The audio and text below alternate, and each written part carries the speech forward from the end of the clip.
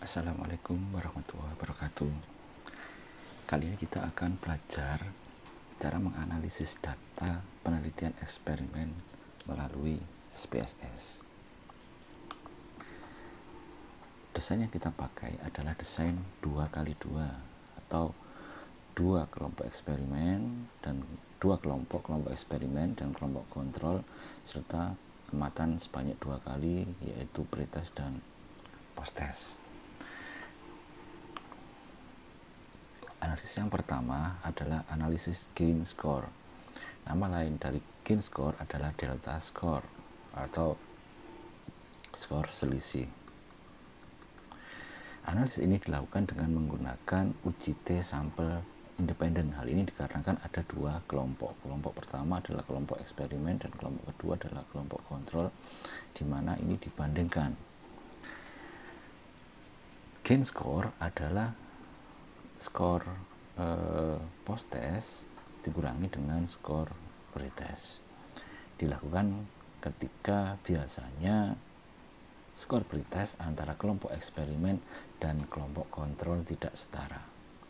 Beberapa ahli merekomendasikan gain score cocok dilakukan ketika desainnya adalah non-randomized design, di mana tidak ada random atau pemilihan secara acak individu untuk masuk ke dalam kelompok eksperimen atau kelompok kontrol.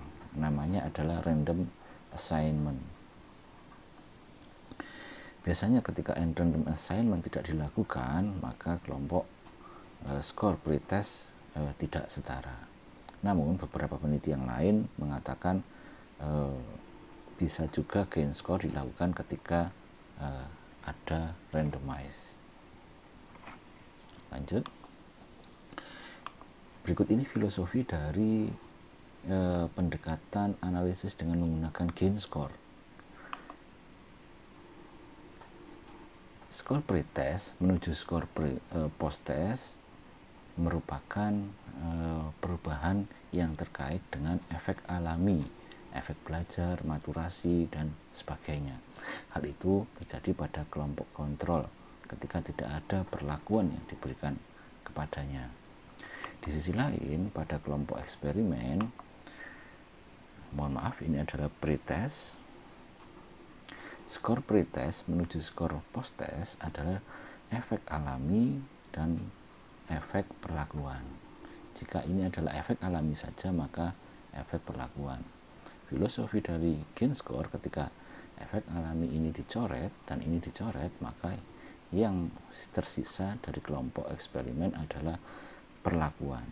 Jika perlakuannya 0, maka dapat dikatakan tidak ada efek yang signifikan, tidak ada perubahan baik penurunan maupun peningkatan skor. Jadi gain score untuk membandingkan perubahan dari pretest ke posttest antara dua kelompok kontrol dan kelompok eksperimen, makanya dinamakan dengan uji T sampel independen.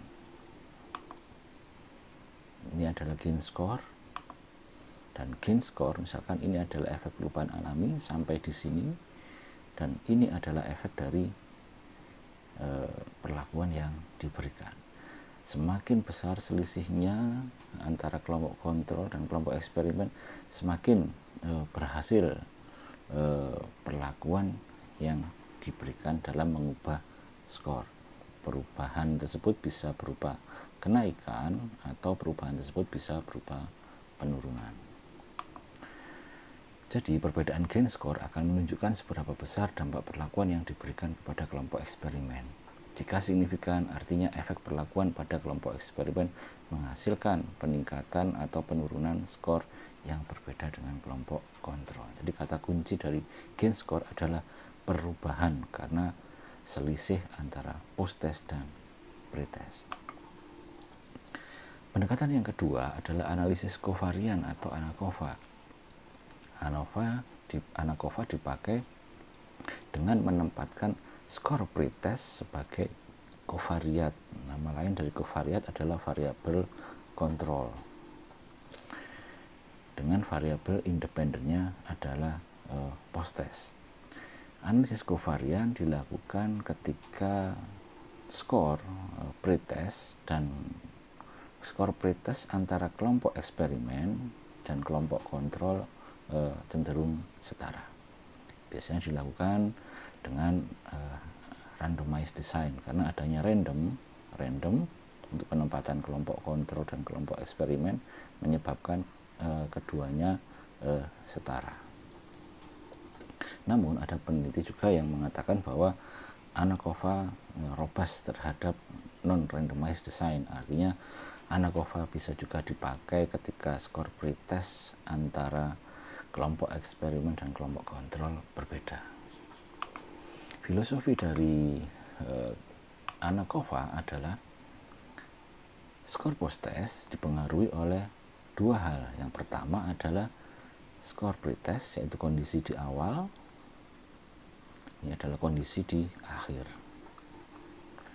Kondisi di akhir juga ditentukan oleh perlakuan yang diberikan. Dalam hal ini, kelompok kontrol tidak mendapatkan perlakuan, kelompok eksperimen mendapatkan perlakuan.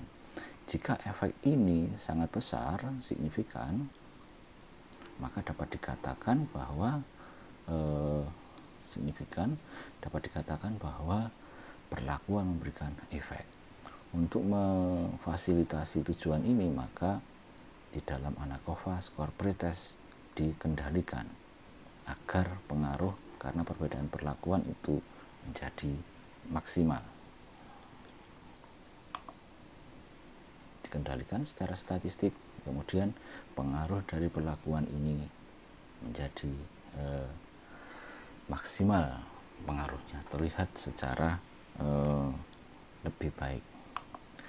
Perbedaan efek perlakuan menunjukkan efek perbedaan antara kelompok. Jika signifikan, artinya efek perlakuan pada kelompok perlakuan menghasilkan skor lebih tinggi atau lebih rendah.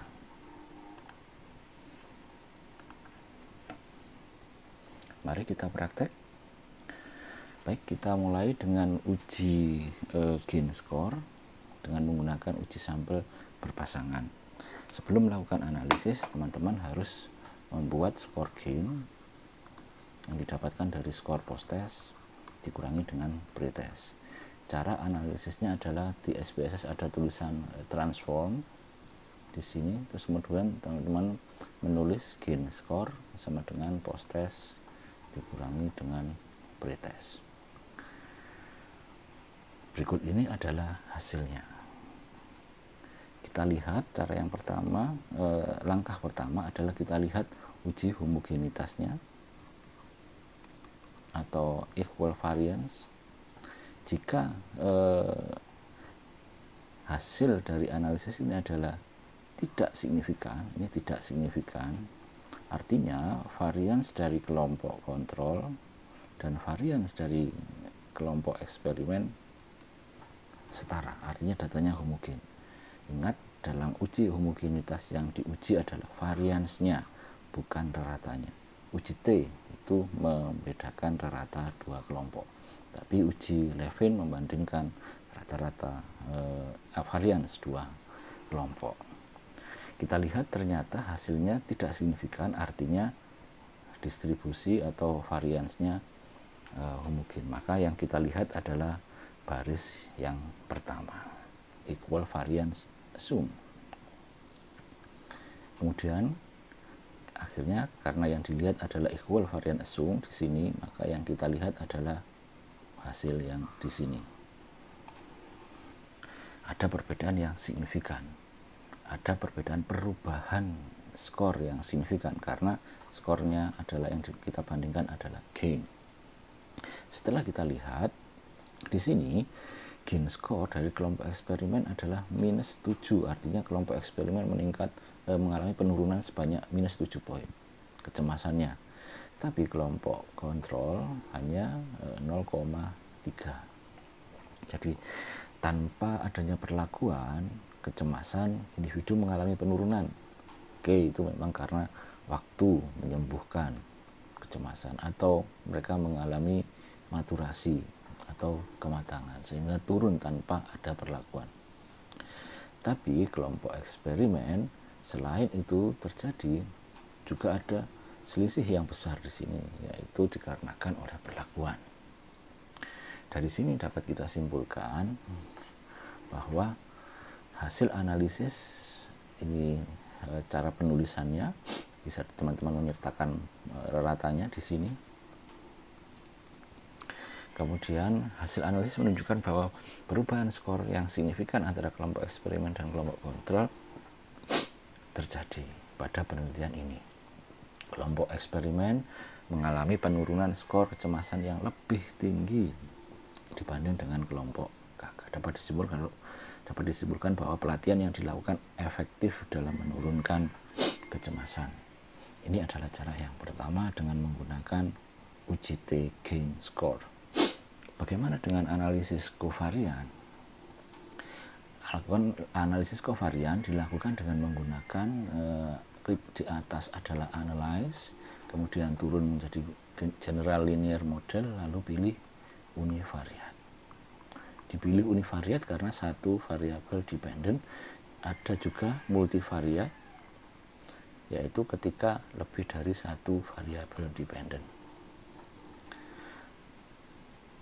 Setelah kita nyampe di GLM univariat, maka masukkan post-test di dependent, kemudian grup di fixed factor. Grup ini adalah yang kodenya 1 untuk kelompok eksperimen, 0 untuk kelompok kontrol. Kemudian ini yang saya katakan tadi, pretest masuk sebagai kovariat atau sebagai kontrol. Jangan lupa klik option untuk mendapatkan informasi mengenai statistik deskriptif dan effect size. Kemudian klik continue, kemudian oke. Hasilnya adalah sebagai berikut. Ada dua hal di sini, efek dari post-test dan efek dari grup. Kita tidak melihat efek pretest karena ini adalah variabel yang dikontrol. Kita hanya fokus melihat pada variabel grup. Kita lihat di sini bahwa perbedaan skor post-test pada kedua kelompok signifikan setelah mengendalikan pretest.